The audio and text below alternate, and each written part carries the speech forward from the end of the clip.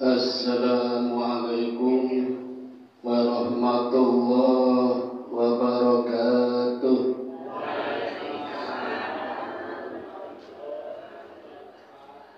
Alhamdulillahilladzi ahyana ba'dama amatana wa ilaihin nusyur. Ashhadu an la ilaha illallah wahdahu la syarika lah wa ashhadu anna Muhammadan abduhu wa rasuluhu la nabiyya ba'dah.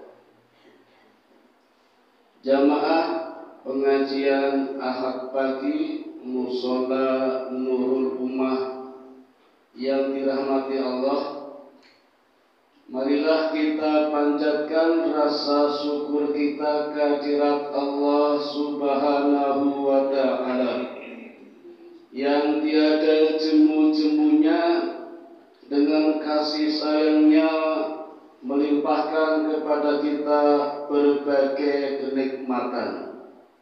Khususnya di pagi hari ini kita diberikan kemenangan untuk mengalahkan setan yang keterlaluan. Sholawat beriring salam mari kita sanjungkan pula buat junjungan kita, putra Abdullah, buah hatinya Aminah, intannya Mekah, berliannya Madinah. Ya Nabi Yana, Ya Habibana Muhammad sallallahu alaihi wasallam. Bapak Ibu, karena keduanya itu kita bisa hadir di sini, Allah berikan kesempatan lagi untuk menikmati indahnya kehidupan di dunia. Dan pagi ini terasa atau tidak, kita sudah berada di bulan Sya'ban, tanggalnya 10.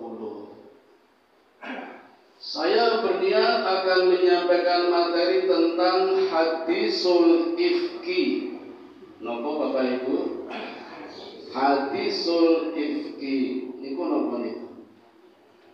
Hadisul niku omongan, berita, ifki bohong. Jadi berita bohong atau hoak atau fitnah yang melanda keluarga Nabi Muhammad sallallahu alaihi wasallam. Kata Nabi, ini bukan buruk tapi ada baiknya.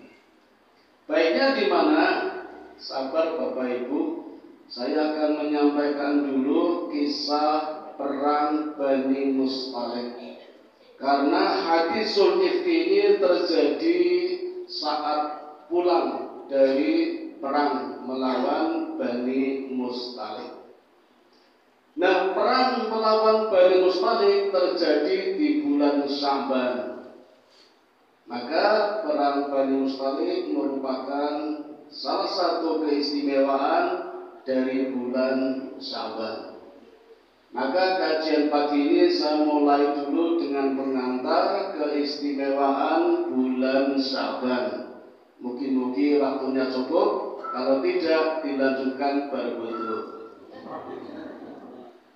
Bulan Sya'ban Bapak Ibu, bulan yang istimewa meskipun tidak termasuk dalam Ashhurul Hurum. Apa Pak? Apa itu? Bulan yang dimuliakan Allah. Allah sudah tuliskan di dalam surat At-Taubah, surat yang ke-9 ayatnya 36. Sejak Allah ciptakan langit dan bumi, tercatat di dalam Lauhul Mahfuz, Allah menetapkan dalam 1 tahun ada 12 bulan. Tentunya bulan Muharram, Safar, Rabiul Awal, Rabiul Akhir, Jumadil Awal, Jumadil Akhir, Rajab, Sya'ban, Ramadan, Syawal, Dzulqa'dah, Dzulhijjah. Ini bulan Komariah. Dari kata komar artinya bulan. Bulan yang dihitung berdasarkan perputaran bulan. Tapi kalau menggunakan perputaran matahari namanya tahun Samsiah. Bulannya juga 12. Mulai dari Yanairu, Februari, Maris, April, Mayu, Yunia, Yulia, Agustus, September, Oktober, November, Desember. Tambahin petir, Desember petir.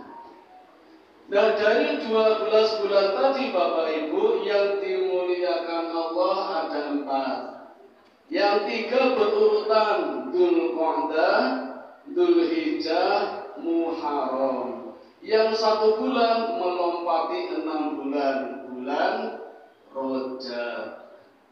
Sya'ban tidak ada di dalamnya, tapi termasuk bulan yang diberkati Allah. Walaupun tidak termasuk dalam Ashhurul Hurum, bulan Sya'ban sering disebut-sebut Nabi ketika berada di bulan Rajab. Dalam hadis yang diriwayatkan oleh Imam Bukhari Muslim, Nabi ngendika bahwa bulan Rajab adalah bulannya Allah, bulan Sya'ban adalah bulanku, dan bulan Ramadan adalah bulan umatku.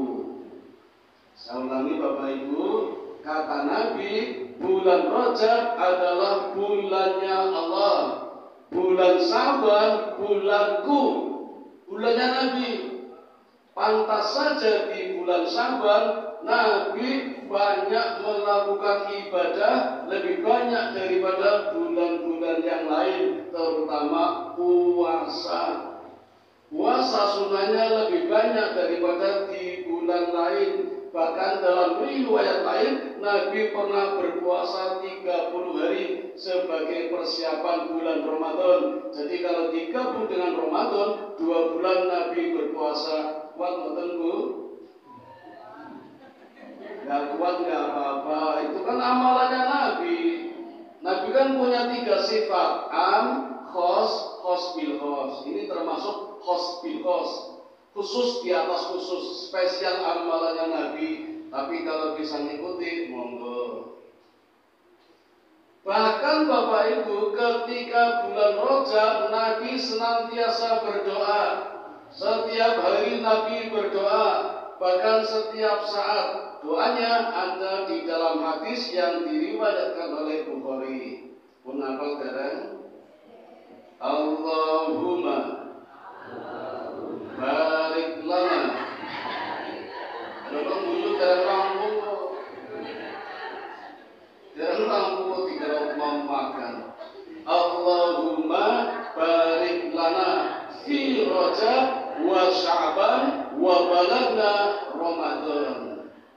Ya Allah, berkailah kami di bulan Rajab dan Sya'ban, dan sampaikanlah kami pada bulan Ramadan.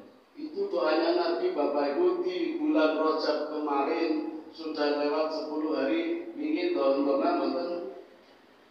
Kalau kemarin panjenengan berdoa kemudian dikabulkan Allah, pasti Bapak Ibu umurnya diperpanjang.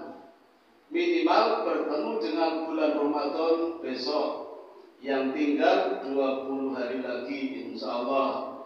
Kalau kemarin berdoa, kalau tidak ya siap-siap. Siapa tahu nggak ketemu, mungkin ketemu nggak? Amin. Nah Bapak Ibu, di bulan Sya'ban ada satu peristiwa yang namanya Perang Bani Mustaliq. Disebut Perang Bani Mustaliq karena Nabi perang melawan Bani Mustaliq. Mustaliq itu sebenarnya nama julukan, nama panggilan dari seorang tokoh masyarakat dari suku Bani Mustaliq. Nama aslinya Jazimah bin Sa'ad bin Amr bin Rabi'ah bin Haris. Apa betul? Jazimah anaknya Sa'ad, Sa'ad anaknya Amr, Amr anaknya Rabi'ah, Rabi'ah anaknya Haris. Jadi turun temurun. Itu tradisi Arab begitu, Bu. Indonesia kan enggak. Saya aja tak lacak baru ketemu dua, Fathuddin Aziz bin Muhyiddin bin Abdul Jalil. Kesananya enggak ketemu. Kalau mau ketemu harus ke pesantren Bumi Ayu sama pesantren Krapyak Kaliwungu. Itu ada pesantren milik orang-orang Cina. Kalau keturunan Cina, Bu. Nama marganya Cenju, mutiara hitam. Wah, keren. Punlah soleh dihubungkan ali silaturahminya disambung. Sakit sekali. Itu nama asli dari Mustalik. Bani Mustalik, Bapak Ibu, itu sebuah suku yang ada atau bagian dari suku Khuza'ah yang letaknya di antara kota Mekah dan Madinah di daerah Kudaid.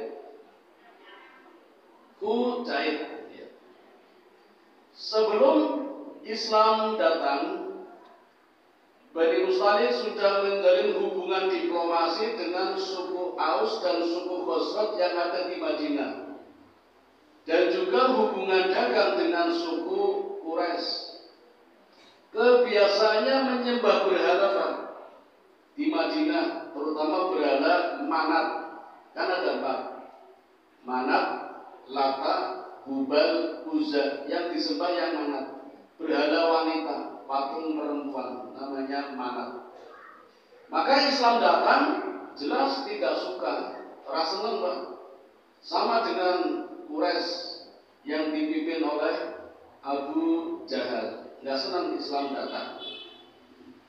Bahkan Bani Mustalik ini, Bapak Ibu, memobilisasi pasukan bergabung dengan Abu Sufyan, memimpin peperangan di medan Uhud dan menang. Pasukan Nabi kalah di perang Uhud, pada fase kedua kalah. Maka berdasarkan pengalaman kemenangan di medan Uhud ini, Bani Mustalik berani menantang Nabi. Kemarin pas perang Uhud bisa menang karena bergabung dengan Abu Sufyan, pemimpin kafir Quraisy. Masa kami nggak bisa? Maka mencoba-coba ini. Bani Mustalik mencoba-coba menantang Nabi untuk bertempur, karena memang benci dengan Islam. Nah, baru rencana saja kabarnya sudah tersiar di Madinah. Maka Nabi curiga kalau nanti Bani Mustalik benar-benar menyerang Madinah, ini sangat rawan bagi perkembangan Muslim di Madinah. Maka Nabi mengutus seorang sahabat bernama Buraidah bin So'id bin Aslam. Apa teman-teman? Untuk mencari kebenaran informasi, benar-benar mau menyerang apa tidak. Begitu masuk di kubu musuh, tentu saja orang pada curiga, ada Bani orang asing datang. Maka semua Bani Mustalik penduduknya membatu, diam 1000 bahasa. Memang pesanan pimpinannya begitu. Pimpinan Bani Mustalik namanya Haris bin Abu Dirar. Sinten, Bu? Tentangnya ya, tidak apa-apa, biar tambah pinter Bapak Ibu. Dan mau ngapalnya Suroyo gampang, Sutejo gampang. Ini kira banget itu. Tentu saja dicurigai.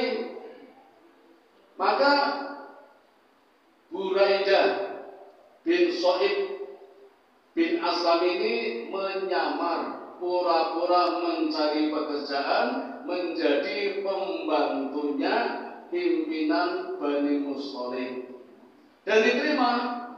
Kebetulan pimpinannya sibuk menjalin hubungan dagang dan diplomasi. Oke lah, silakan. Kalau mau jadi pembantu, jadi pelayan. Nanti kalau mau jadi staf pegawai tetap, akan saya gaji di atas UMR, tambah 2 juta per bulan, tambah sertifikasi, TPG, TPP. Ya Pak Imam ini. Bu Reda tidak mau, saya freelance aja, biar setiap saat bisa pulang. Maka diberi kesempatan magang 3 hari untuk menjadi pembantu. Nah 3 hari ini betul-betul dimanfaatkan Bu Reda untuk mencari informasi yang benar. Ternyata benar, memang Bani Mustalik punya rencana akan menyerang Nabi, menyerang Madinah dengan kekuatan 6.000 pasukan bersenjata lengkap.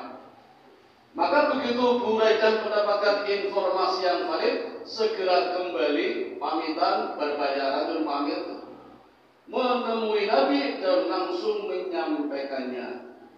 Nabi gerak cepat.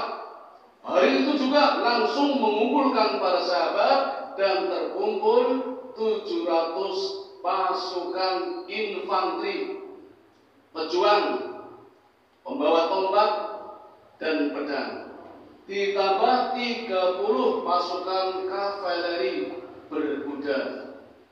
Malam itu langsung menuju perkampungan Bani Mustalik dengan jalan kaki. Kan 700 yang jalan kaki, yang 30 berkuda. Masuk kudanya makan dewa ketinggalan, kudanya di belakang. Perjalanan 3 hari Pak, laku Bu, dari Madinah menuju Bani Mustalik. Sampai di sana bertemulah dengan Bani Mustalik yang sedang santai-santai, leha-leha, do guyon, do playon, do ngobrol, do gibah, do gosip. Ada yang mengembalakan binatang, itu di daerah Muraizi, sumber air telaga namanya Muraizi. Maka perang ini disebut juga perang Muraizi. Rasulullah langsung menyerang dengan tiba-tiba. Ini ada di dalam hadis yang diriwayatkan oleh Imam Bukhari, disampaikan oleh Abdullah bin Mubarak, diceritakan oleh Umar bin Khattab. Nabi melakukan gerak cepat, gercep, serangan mendadak. Maka walaupun hanya dengan 730 personil, Nabi langsung bisa menghancurkan, memporak-porandakan musuh yang kekuatannya 6.000 Pak. Nah ini pelajaran buat kita Bapak Ibu. Walaupun sedikit, tapi kalau rapi, bersih, terorganisir, mampu mengalahkan organisasi besar yang tidak terorganisir secara rapi, yang santai-santai, suka bermain, tidak serius, kalah 6.000 Pak.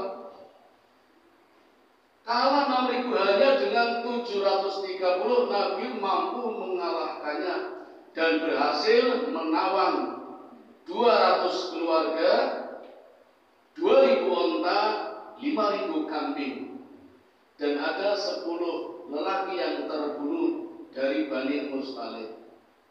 Memang hanya 10 orang dari 6.000, masih sedikit ya, tapi kan lumayan. 200 keluarga ditawan, masih dapat 2.000 onta, 5.000 kambing. Kemudian jenengan baru ento isu itu korban.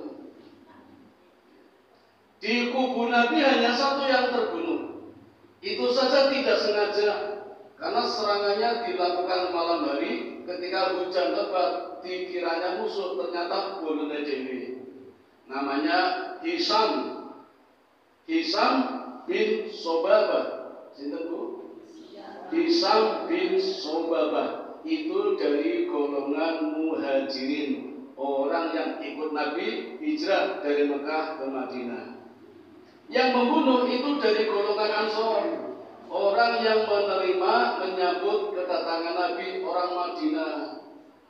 Orang Madinah sama orang Mekah sudah rukun. Nabi yang merukunkan antara muhajirin dan Ansor.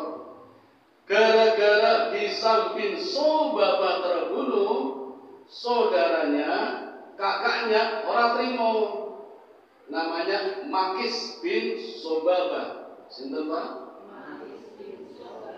Langsung dari kalingan, tapi nek dari depan paling yo langsung. Makis bin Sobabah mboten trimo. menemui Nabi minta balas dendam akan membunuh sahabat Nabi yang dari Ansor karena sudah membunuh adiknya namanya Hisam bin Sobaba. Kata Nabi, enggak usah, ini kan enggak sengaja. Insya Allah dengan rahmat Allah masuk surga. Tetaplah terima, Pak. Saya balas dendam, nyawa dibayar nyawa. Kata Nabi, saya bayar dia. Nabi bayar dia. Denda, Pak. Dendanya kita tuh. Tradisi Arab, satu nyawa dendanya 100 ekor onta. Bisa sugih mendadak, Bu. Jenengan dolan ke Mekah nggo konco. Ning kono koncone dipateni entuk 100 onta, Bu. Sugih mendadak itu. Dia diterima, tapi karena niatnya balas dendam, walaupun terima jihad, dia tetap pengen membunuh. Maka kakaknya ini, Makis bin Sobabah, pura-pura masuk Islam, tinggal di Madinah, pura-pura ikut sholat, ikut ngaji bareng, menolak ketoro, sambil mencari saat yang tepat. Ketika Nabi dia tidak ada, berhasil membunuh orang yang membunuh adiknya. Setelah membunuh, pulang ke Mekah, balik lagi murtad, keluar dari Islam. Nanti di kisah berikutnya, Makis bin Sobabah akhirnya terbunuh ketika Fathul Mekah, pembebasan kota Mekah. Masih jauh ya, itu nanti tahun 10 Hijriah. Ini kejadian tahun 5 Hijriah, berarti 5 tahun berikutnya. Nah Bapak Ibu, yang menarik dari kisah ini diantaranya dari 200 keluarga yang tertawan, ada suami, ada istri, ada anak, ada cucu, ada satu wanita. Wanita ini manis dan murah senyum. Namanya Juwairiyah binti Haris bin Abu Dirar. Anaknya pimpinannya, Bu. Pimpinan Bani Mustalik namanya Haris bin Abu Dirar. Ini anaknya tertawan, disandra, namanya Juwairiyah binti Haris bin Abu Dirar. Pun perang kampung ya, terus bagi-bagi ghanimah. Nah wanita ini Pak, ghanimah tawaran wanita oleh Nabi diberikan kepada adik pamannya Aisyah. Apa untuk tadi? Istri Nabi kan Aisyah, punya paman, paman punya adik. Nah ini mendapat ghanimah, mendapat rampasan perang wanita. Ini adiknya paman Siti Aisyah, namanya Sabit. Namanya Sabit. Senang, wanitanya manis, murah senyum. Tapi wanitanya nggak mau, Juwairiyah nggak mau. Minta tebusan. Dan ini lari mencari Nabi, mencari kamarnya Nabi, Bapak Ibu. Aisyah yang waktu itu berada di depan kamar Nabi kaget. Demi Allah, aku tidak suka melihat wanita di depanku, sebagaimana nanti Nabi juga melihat seperti aku melihatmu. Jadi kayak bahasa kita kayak cemburu gitu ya. Ono wong ayu manis tiba-tiba di depan Aisyah. Belum lama Aisyah bilang begitu, wanita ini langsung masuk kamar Nabi, Bu, coba. Langsung masuk kamarnya Nabi. Nabi ada di kamar itu. Aisyah lihat istrinya. Lalu bilang Juwairiyah, ya Rasulullah, beri aku jaminan. Kalau bahasa kita, saya tidak mau menjadi tebusannya Sabit. Saya maunya menjadi jaminan engkau ya Rasulullah. Jadi maunya menjadi tawanannya Nabi. Lalu Nabi bilang, ya Juwairiyah, maukah aku berikan yang lebih baik dari itu? Apa ya Rasul? Nabi menjawab, tebusan akan aku bayar dan kamu akan aku nikahi. Wah, senang banget. Memang dasarnya senang dengan Islam dan sudah tahu kalau Nabi Muhammad adalah Rasul, cuma belum pernah ketemu orangnya seperti apa. Dan Juwairiyah ini memang nggak suka dengan bapaknya, kan bapaknya kafir. Maka ketika Nabi memberikan jaminan bahkan akan menikahi, senang banget. Maka malam itu juga terjadi ijab kabul. Nabi menikahi Juwairiyah di depan Aisyah. Coba Bapak Ibu. Nah, jenengan berikut. Mencak-mencak ya. Dalam berbagai hadis yang diriwayatkan oleh Aisyah sendiri, Aisyah menceritakan tidak ada rasa marah sedikit pun dan tidak cemburu. Aisyah malah senang, coba Bapak Ibu. Ya Pak Imam. Nah, kalau diceritakan malah senang juga. Ini berarti Aisyah keimanannya tingkat tinggi, Bu. Kan lagi muda-mudanya, belia-belianya 17 tahun, lagi fresh grass, Nabi menikahi wanita lain namanya Juwairiyah. Bahkan Aisyah mengatakan ini keberkahan yang sangat tinggi. Kata Aisyah, tidak ada wanita yang banyak mendatangkan berkah selain Juwairiyah daripada aku. Coba, Aisyah nanti ngalam Juwairiyah. Nanti ngalam Juwairiyah, berkat Juwairiyah mendatangkan berkah besar. Berkahnya apa Bapak Ibu? 200 keluarga yang ditawan dibebaskan. Coba kalau nggak dibebaskan kan jadi budak. Dan kalau jadi budak boleh dikawini, bukan zina. Zaman dulu kan masih ada perbudakan, jadi boleh dikawini, walaupun nggak dinikahi boleh dulu itu. Tapi itu dibebaskan oleh Nabi berkat Juwairiyah. Bahkan lebih dari itu Pak, Bani Musthalib semuanya masuk Islam. Wah keren toh. Berkat Juwairiyah, anaknya pimpinannya yang tertawan dijamin Nabi dinikahi. Inilah keberkahan yang besar kata Aisyah. Ini kisah yang menarik. Bahkan setiap hari setelah perang ya, berdua rukun sering ngobrol. Jadi seperti Aisyah sebagai istri senior memberikan pelajaran kepada madunya. Ini loh cara melayani Nabi, caranya gini, caranya gini. Diajari kata loh. Jadi rukun berdua, orang padu, orang brand. Coba kalau tempat kita Bu, orang mau itu. Kisah yang menarik lain Bapak Ibu, ketika masih bagi-bagi ghanimah, tadi kan baru bagi yang wanita, sekarang bagi hartanya. Ada seorang tokoh munafik yang ternyata ikut dalam peperangan. Jumlahnya 30 personil, pimpinannya namanya Abdullah bin Ubay bin Salul. Sinten Pak? Mboten usah kaget, tokoh munafik namanya Abdullah bin Ubay bin Salul. Di kota saya Bu, pimpinan Dewan Gereja namanya Imam Tauhid.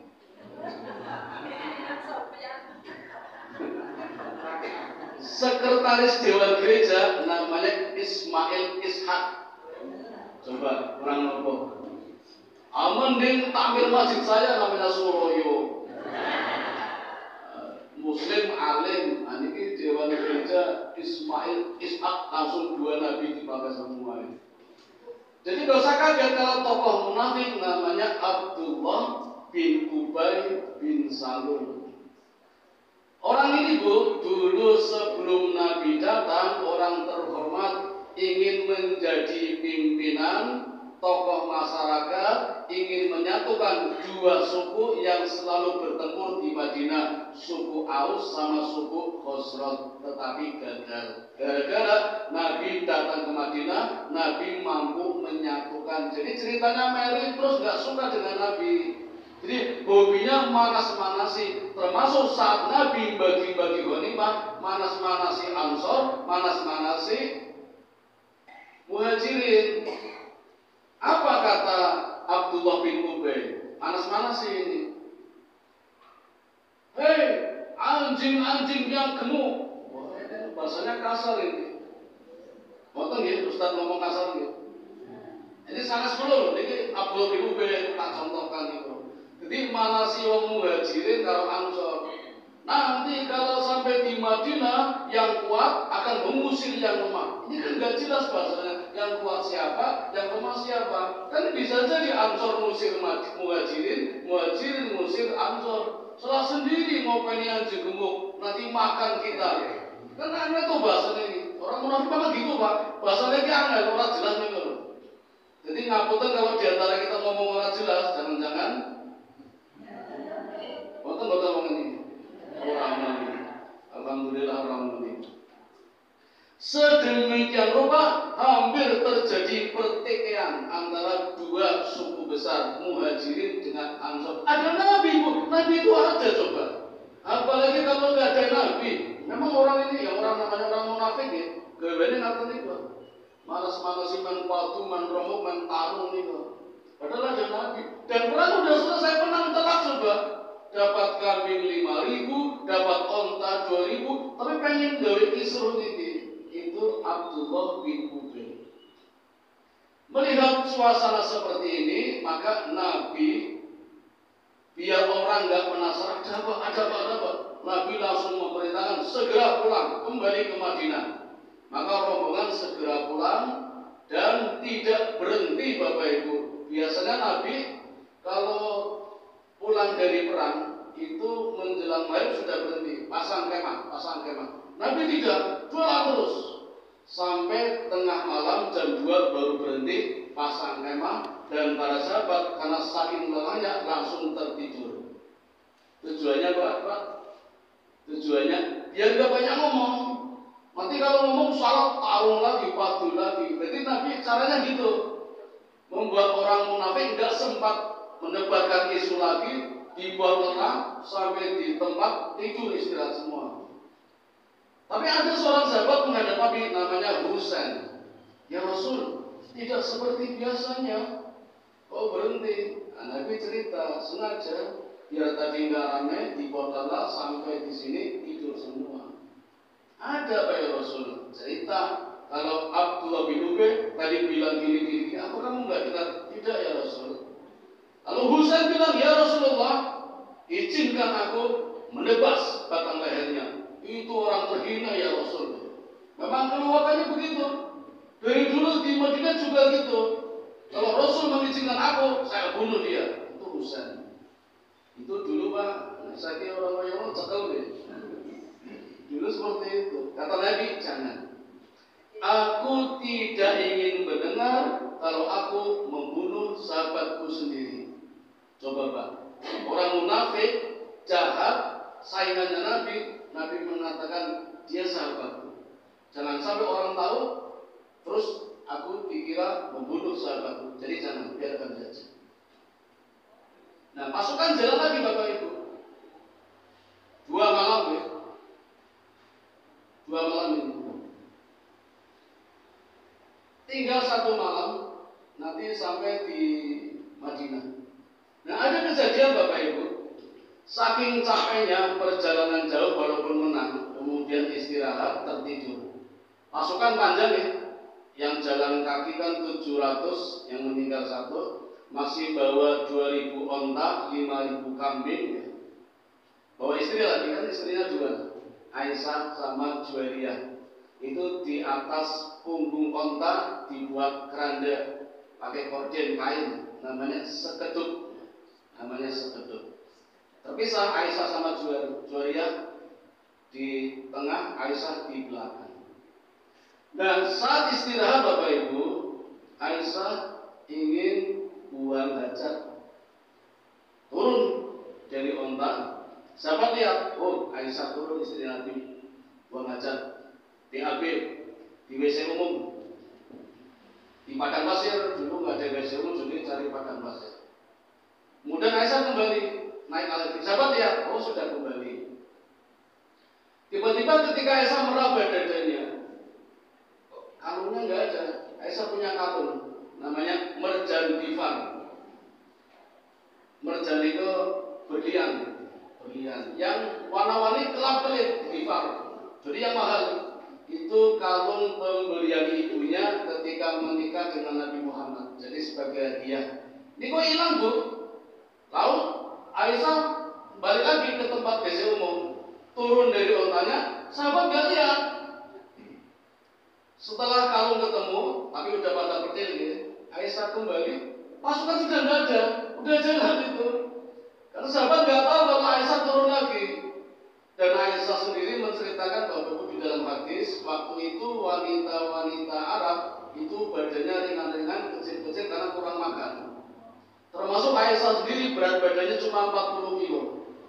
Jadi kalau ditandu, ada apa enggak ada itu sama aja. Naik onta, keranda itu apalagi kordenya tertutup, dikiranya Aisyah sudah ada, masih ada, kan tadi keluar, tapi sahabat nggak lihat. Jadi tertinggal jauh. Kata Aisyah, aku sambil menunggu, siapa tahu ada utusan datang mencariku, aku berbaring di atas batu, tiduran sampai tertidur. Nggak ada yang datang, nggak disebut. Nabi biasanya memeriksa pasukan ini enggak, karena saking capeknya dan menghindari orang munafik tadi itu. Jadi Aisyah tertinggal tiduran di atas batu. Nah tiba-tiba datang seorang laki-laki, utusan Nabi juga, yang diberikan tugas paling belakang. Memang tugasnya menyisir pasukan. Siapa tahu ada pedang tertinggal, ada yang sakit, ada yang hilang, itu diberi tugas paling belakang. Namanya Sofwan bin Mutta'al. Sofwan bin Mutta'al. Itu lihat Aisyah, kenal, karena dulu sebelum ayat tentang hijab turun, pernah lihat rambutnya. Jadi apapun istri Nabi. Maka kaget, sehingga yang diucapkan hanya istirja. Innalillahi. Ya kita kaget, innalillahi. Oh ternyata istri Nabi. Maka Aisyah langsung Mutta'al ini, Sofwan bin Mutta'al langsung memberikan ontanya, diinjak kaki kanannya biar berhenti. Aisyah naik onta, Sofwan jauh, jalan duluan di depan. Jadi tidak berkata satu patah kata pun kecuali mengucapkan inna lillahi wa inna ilaihi raji'un. Bapak Ibu, coba nih, ini akhlak mulia yang sangat tinggi. Malam hari berdua tidak terucap satu kata-kata pun kecuali innalillahi. Ini istri Nabi dengan Sofwan, lelaki mulia. Coba kalau sekarang Bapak Ibu, wong loro bareng bengi sepi, wes ribut. Mesti omong-omongan. Sofyan tidak. Oh Nabi enggak ada. Oh Nabi ada DWA. Kesempatan enggak. Aisyah pun tidak seperti itu. Tetapi apa yang terjadi Bapak Ibu? Besok harinya ketika hendak memasuki Madinah, namanya siang hari kan ada bayang-bayangnya toh Bu. Namanya bayang-bayang kadang tipuan ya. Wong-wong loro jarak atuh tapi bayangannya siji toh. Nah siang hari kan dua orang bayangannya bisa satu. Jadi orang itu ini Abdullah bin Ubay orang munafik kesempatan, wah ini berita besar ini, lalu menyebarkan hoak, menyebarkan berita fitnah besar. Kalimatnya juga nggak jelas, tidak mungkin berdua tidak melakukan apa-apa. Coba, ini kan bahasanya nggak jelas. Abdullah bin Ubay tidak mengatakan istri Nabi berzina, tidak. Tapi omongannya nggak jelas, tidak mungkin berdua tidak melakukan apa-apa. Coba, ini kan fitnah toh itu. Hanya lihat bayangannya cuma di siang hari, apalagi Aisyah datang dalam kondisi capek itu.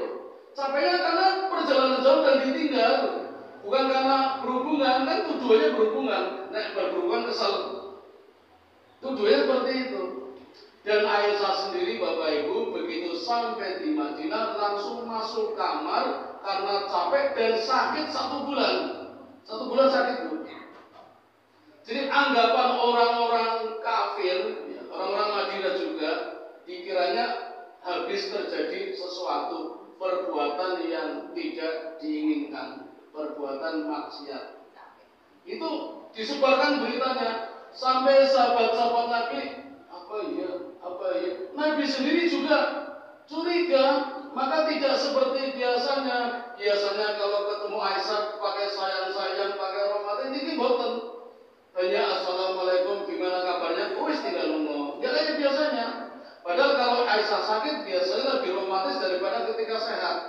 Ini tidak. Jadi Aisyah juga curiga, ada apa ini rupanya nggak biasanya. 1 bulan Bapak Ibu, sampai Nabi mengatakan, ya Aisyah sekarang jujur aja, berbuat apa tidak? Kalau berbuat segera mohon ampun kepada Allah, bertobat, nanti Allah berikan rahmat. Nah, ngomong kayak gini kayak nuduh loh Bu. Aisyah yang marah. Aisyah mengatakan, saya gak bisa bicara. Mau bicara apa lagi? Saya tidak berbuat. Kalau begitu ya Rasul, antarkan aku kembali ke orang tuaku. Kayak Betaria Sonatan ini. Diantar Bu, Rasul mengantar. Ini bukan cerai, cuma pisah ranjang. Ngaten Pak, jadi jenengan pas nesu jangan dicerai. Pun diantar dulu. Siapa tahu bengi kanan disebut lagi ini dulu. Diantar. Jadi Abu Bakar bapaknya Aisyah juga curiga, ibunya juga curiga. Ada apa ini? Sampai Nabi hendak mendatangkan saksi untuk menceraikan Aisyah. Tanya Ali bin Abi Thalib bagaimana pendapatmu? Tanya pembantunya Aisyah bagaimana pendapatmu? Dan pembantunya mengatakan, aku tidak pernah melihat wanita yang paling jujur seperti Aisyah. Jadi ngalem Aisyah. Ditambah lagi Bapak Ibu, ayat firman Allah, wahyu nggak turun-turun waktu itu.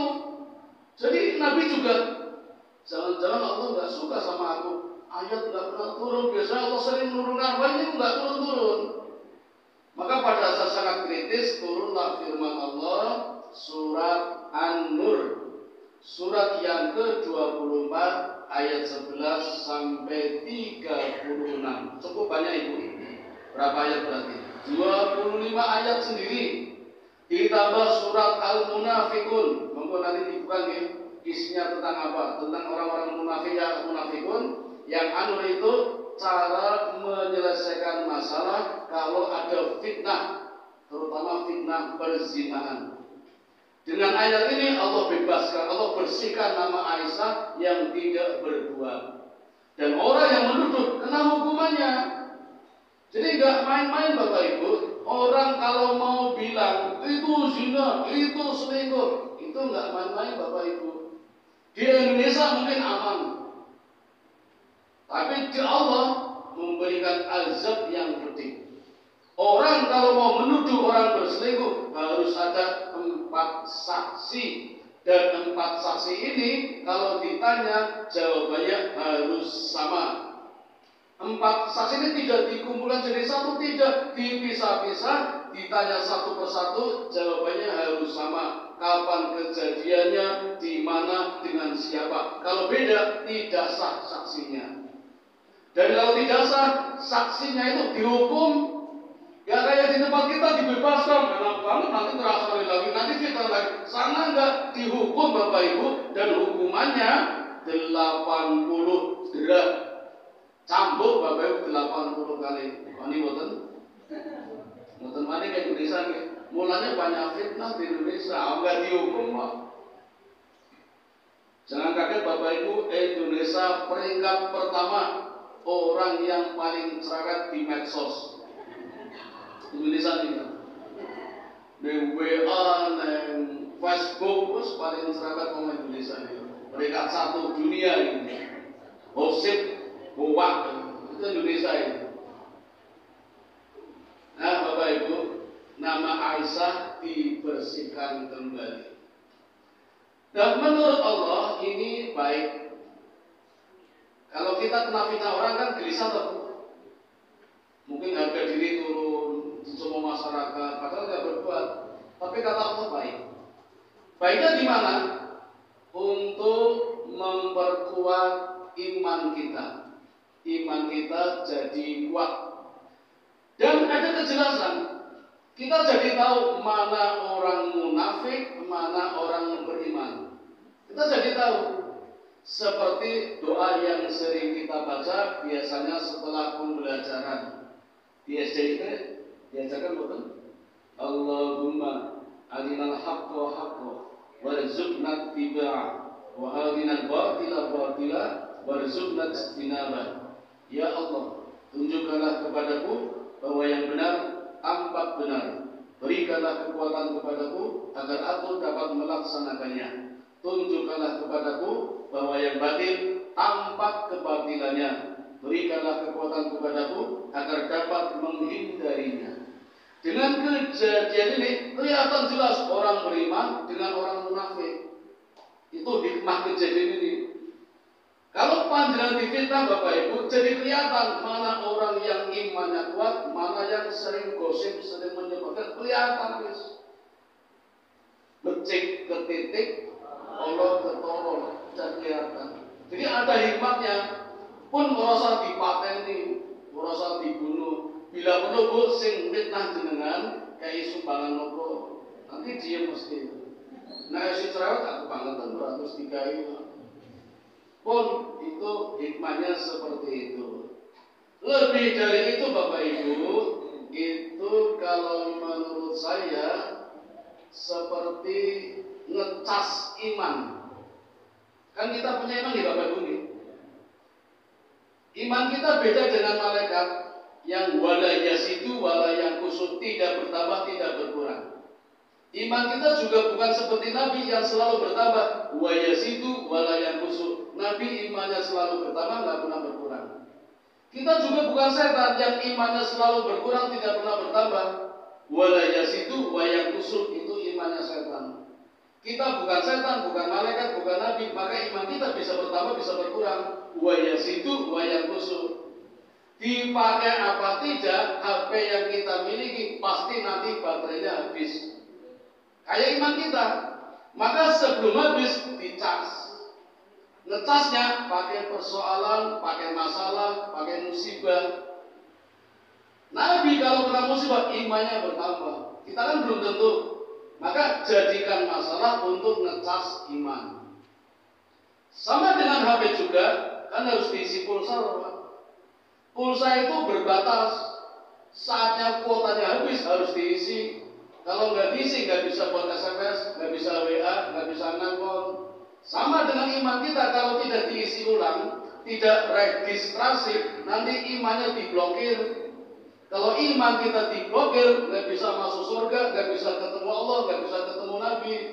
Maka jangan sampai iman kita diblokir, harus segera isi ulang kalau sudah mau habis. Isi ulangnya pakai apa? Pakai kartu. Kartunya apa? Ya kartunya jenengan apa? Itu isi ulangnya. Yang kartunya Indosat, yang isi ulangnya pakai kartu Indosat. Apa itu Indosat? Intensifkan doa, usaha, tawakal. Jadi sing kartunya Indosat. Doa, usaha, tawakal itu trilogi prinsip hidup seorang muslim. Doa tanpa usaha kebohongan, usaha tanpa doa kesombongan. Jadi ada doa, ada usaha, yang keduanya dilandasi dengan tawakal, pasrah kepada Allah.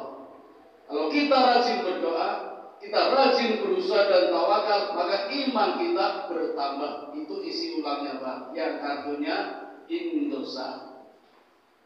Yang kartunya as, isi ulangnya pakai as. Apa itu as? Amal soleh. Perbanyak amalnya. Bukan amal yang salah. Kalau amal yang salah nanti HP-nya error. Biar tidak error pakai amal yang soleh, yang kartunya as. Sinten malih sing kartunya benten? Simpati wonten? Isi ulangnya pakai simpati. Apa itu? Simpanan amal sebelum mati.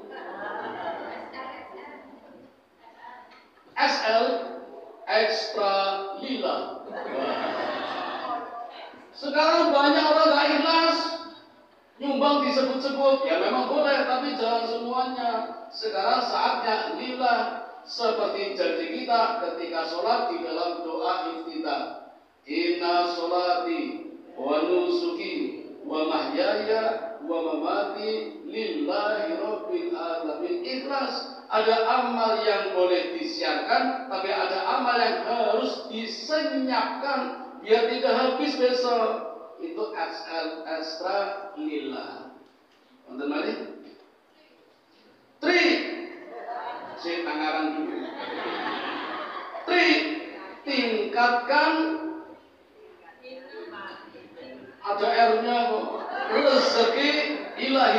Wah, tingkatkan rezeki ilahiyah. Banyak orang cari rezeki ngoyo mongso bukan karena Allah dan dengan cara riba, menipu orang, berbohong, curang pun tinggalkan semua. Sekarang cari rezeki yang ilahiyah. Tingkatkan rezeki ilahiyah. Kembali. Kita tantang loh. Latihan kecerdasan.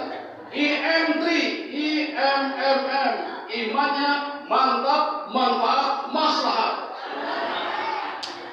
Tidak iman biasa. Iman biasa sepete. Itu harus mantap, manfaat, maslahat. Jadi baru gerimis sudah ke masjid, iman apa itu? Gerimis pakai payung, hujan pakai mantel. Nyatanya hujan-hujan ya pesan Grab dan mall. Musuh yang masjid takut banget iman apa itu? Harus mantap. Manfaat bermanfaat bagi diri sendiri, maslahat bagi masyarakat, berguna di masyarakat, bermanfaat untuk iman yang IM3. Dan malah saat kita tutup belum ini? Dites dulu, tes kecerdasan ini. Kok mandek? Si burung nggak ini? Eksis, ekstra istiqomah. Niki sing angel karena istiqomah itu khairum min alfi karomah. Istiqomah lebih utama daripada 1000 karomah. Bapak Ibu, wali nih, yang di tempat kita ada 9 wali, itu baru 1 karomah, Bu. Kalau 1000 karomah masih kalah dengan istiqomah. Istiqomah khairum min alfi karomah. Istiqomah itu progres, stabil tapi progres, bukan ajeb. Nek ajeb namanya labil, namanya ajeb berarti mandek. Harus progres. Jadi jenengan hari ini hadir di pengajian, pekan depan masih hadir, tapi kalau nggak hadir berarti nggak istiqomah. Memang anu sakit deh, mau tamu ada tugas kau ya. Ya memang betul ada tugas, memang betul sakit, tapi itu berarti tidak istiqomah. Jadi memang berat istiqomah itu, Pak. Salahuddin Al-Ayyubi, Bapak Ibu, subhanallah, nggak ada tandingannya istiqomahnya itu. Sebelum tidur beliau membaca Quran 1 juz, Pak. Sebelum tidur. Rampung? Belum. Dia masih memanggil 3 ustaz untuk membaca Quran di hadapannya masing-masing 1 juz. Berarti 3 juz ini 4 juz tiap malam, Bapak Ibu. Niko Salahuddin Al-Ayyubi. Tajudnya tidak pernah berhenti kecuali 3 hari ketika pingsan. Jadi kalau pas nggak pingsan dia tajud. Selalu jamaah di masjid. Kalau dia sakit, masjidnya dipindah ke rumahnya sama imamnya. Jadi dia tetap jamaah. Kalau kita kan sakit, kan nggak usah ke masjid. Ini enggak, masjidnya dipindah ke rumahnya. Imamnya panggil, imamnya di rumah. Jadi jamaahnya malah di rumahnya dia. Itu Salahuddin Al-Istiqomah ini. Karena kartunya eksis. Kembali. Terakhir, Telkomsel. Terus lakukan komunikasi selalu. Telkomsel. Telkomsel. Terus lakukan komunikasi selalu. Komunikasi dengan siapa? Allah, Rasul, sesama manusia, makhluk yang lain. Ada 4. Bagaimana komunikasi kita dengan Allah? Lewat sholat, baca Quran, zikir, wirid. 4 ya. Sholat, baca Quran, zikir, wirid. Cara komunikasi kita dengan Allah. Urainya besok pas Ramadan ya. Komunikasi dengan Allah. Dengan Rasul, baca sirah nabawiyah, qasasul anbiya, tingkatkan rasa mahabbah cinta kepada Nabi, membaca riwayat-riwayatnya, membaca ceritanya, membaca kisahnya, dan ikuti aturannya, lakukan sunnah-sunnahnya dari sebelum tidur sampai sebelum tidur lagi. Semuanya pakai sunnah Rasul. Itu namanya berkomunikasi dengan Rasul. Berkomunikasi dengan sesama manusia, dengan tetangga, dengan keluarga, RT, RW, lurah, sama dan seterusnya.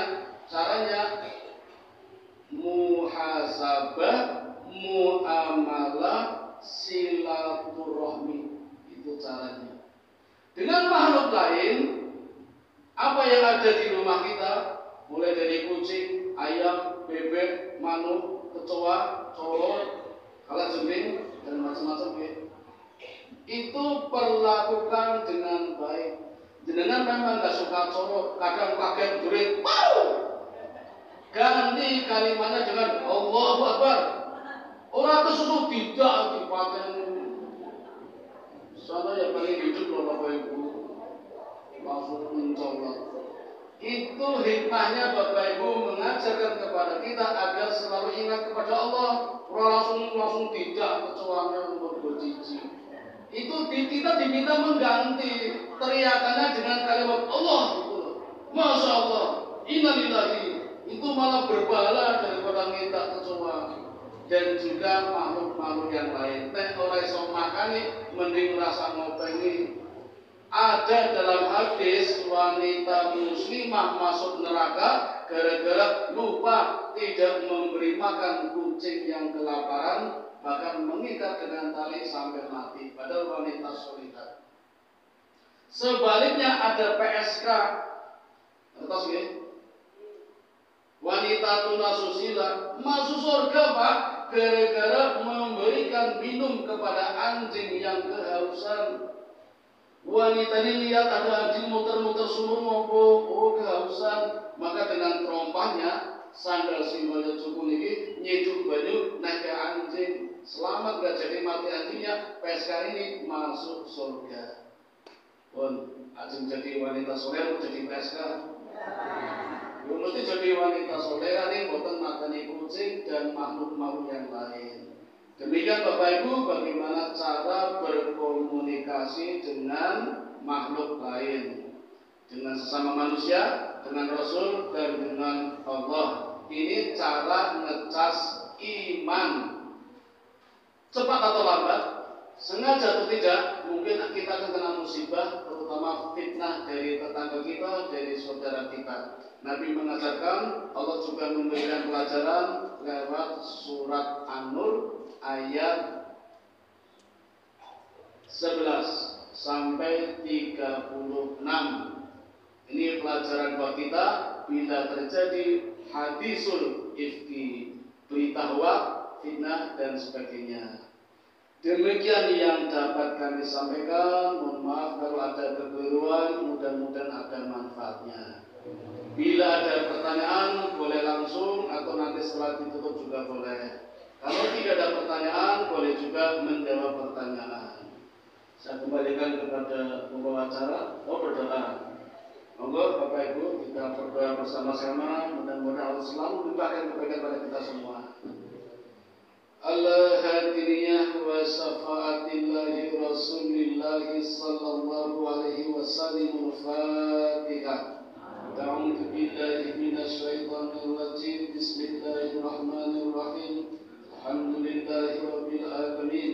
Ar-Rahmanir Rahim. Maliki yaumiddin. Iyyaka na'budu wa iyyaka nasta'in. Ihdinas siratal mustaqim.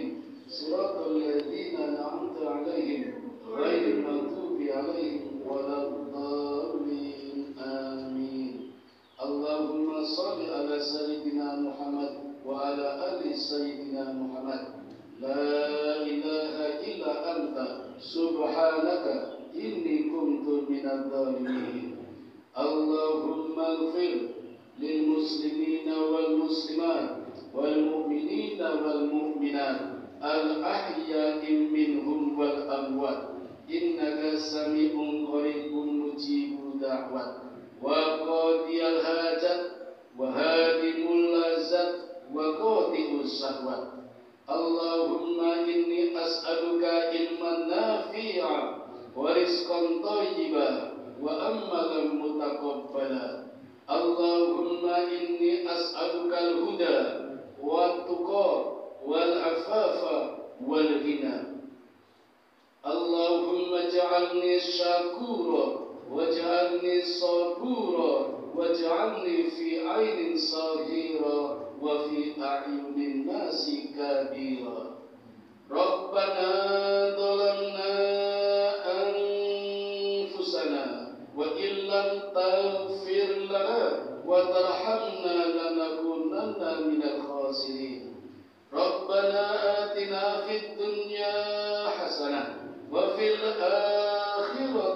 الصلاة وقنا عذاب النار. صلى الله على سيدنا محمد وعلى آله وصحبه أجمعين. سبحان ربك رب العزة عما يصفون وسلام على المرسلين والحمد لله رب العالمين.